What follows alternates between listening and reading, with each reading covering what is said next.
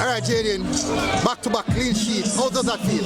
Feels good. For the past weeks I haven't been playing, but I've been training, working to get back to fitness, and hoping when I get my chance I'll be ready to grab it with both hands. Game management, wonderful game management from you and the team tonight.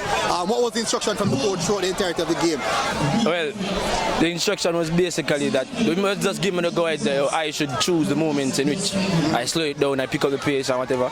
So it was my say when to manage the game, when to stop it, when to speed it up.